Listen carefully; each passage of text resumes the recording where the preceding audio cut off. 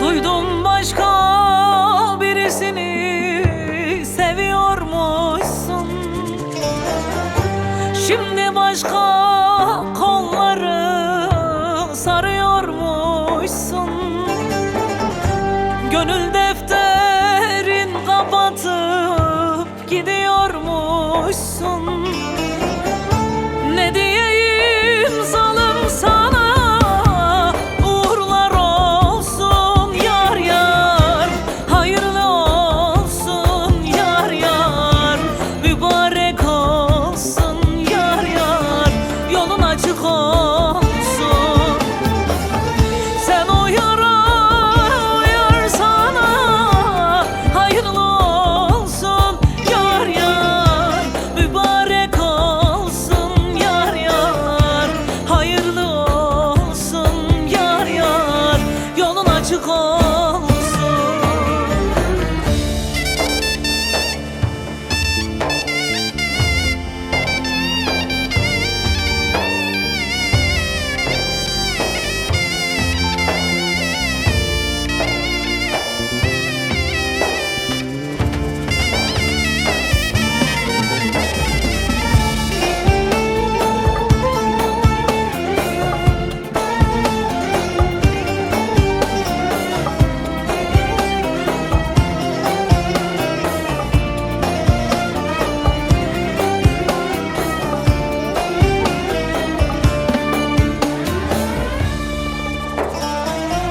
Gittin diye bu gönlümde sana etmem.